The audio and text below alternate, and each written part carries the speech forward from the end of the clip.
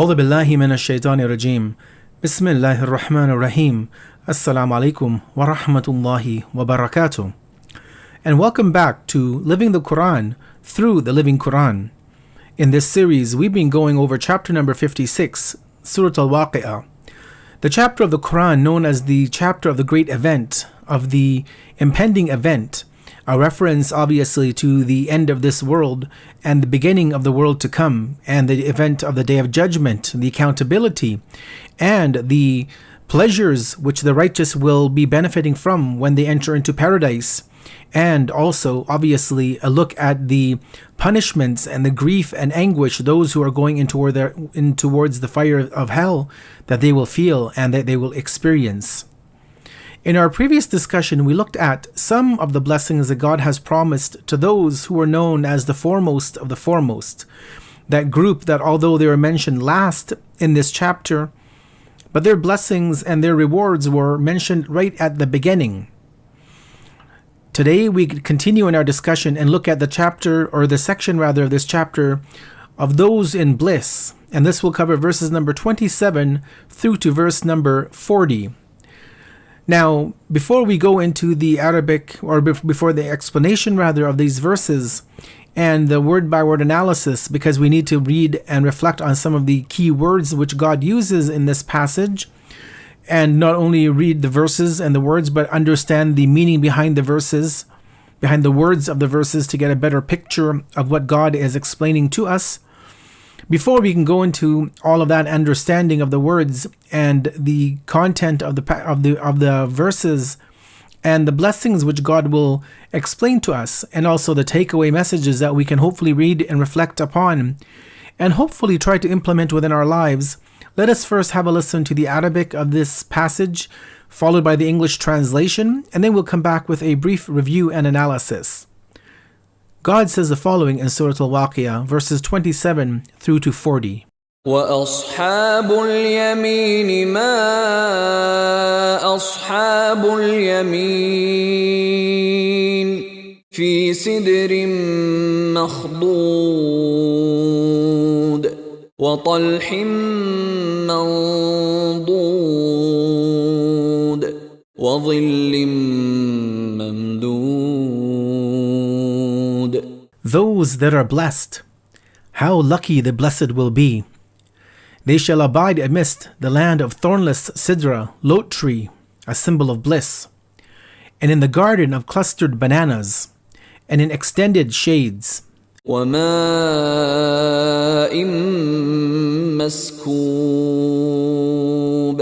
وَفَاكِهَةٍ كَثِيرَةٍ لَا مَقْطُوعَةٍ وَلَا مَمْنُوعَةٍ وَفُرُشٍ مَّرْفُوعَةٍ. And near water falling from heights, and amidst abundant fruit, the season of which is not limited, and they are never forbidden, and they will have noble spouses. إِنَّا أَنشَأْنَاهُنَّ إِنشَاءً فَجَعَلْنَاهُنَّ أَبْكَارًا عُرُبًا أَتْرَابًا.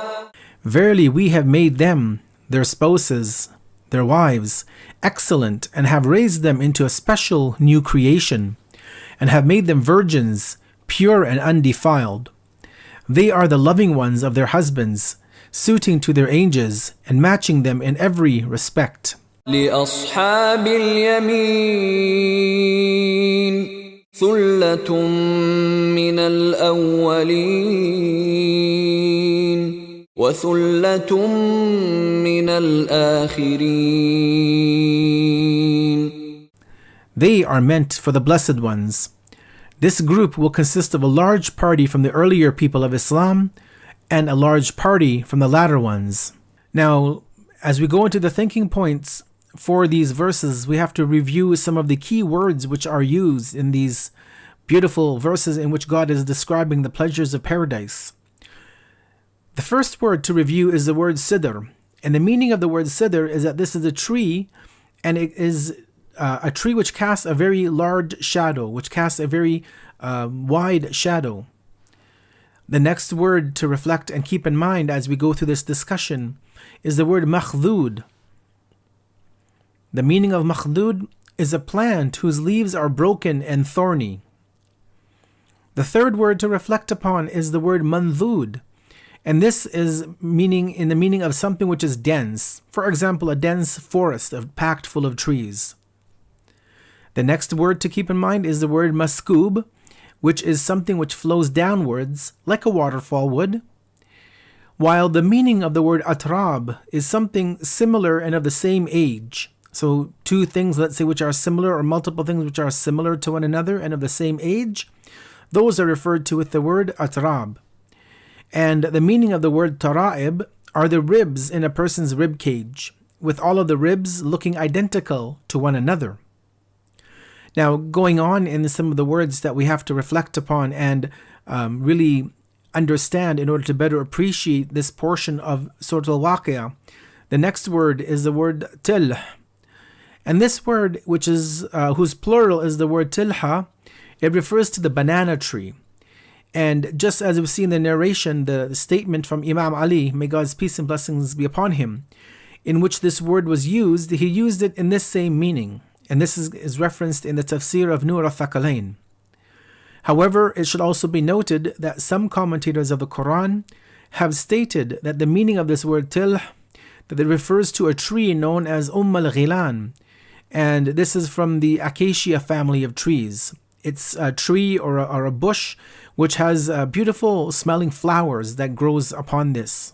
Although the word furush, which is the plural of firash and is used in the meaning of the ground or an animal which one rides upon, or carpet and the bed, and a bed a person sleeps on, and also the word used in this passage marfu'a, which is in the meaning of something exquisite and expensive. However, when the Prophet of Islam, may God's peace and blessings be upon him and his family, spoke and used these words, he mentioned the following statement, that in paradise there are couches made of silk of various colors, which are placed across from one another. And this is the hadith mentioned both in the tafsir of Nur al-Thaqalain and also in the book of Hadith al-Kafi in volume 2, page 97. However, with this said, in this verse, apparently the meaning of furush is one's spouse, while the meaning of marfu'a is the value and worth of that individual due to their intellect, their perfection, and beauty.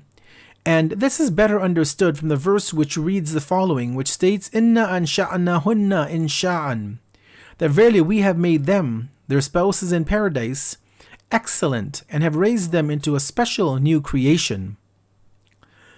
The word urub is the plural of urub, and it refers to a woman who is smiling, jovial, and intensely in love with her husband and is unpretentious when in his presence. Now, before we continue on with the commentary of the remainder of the important points of the words and the explanations given by Sheikh Mohsin Karaati, let us take a break here and pause and have some time to reflect on these words, and also obviously the words in the context of how God has used them in this portion of Surah al-Waqiyah. And we'll come back in the second part of this discussion to better understand some of the content and obviously to learn some takeaway points from this portion of Surah al-Waqiyah. Wassalamu alaikum wa rahmatullahi wa barakatuh.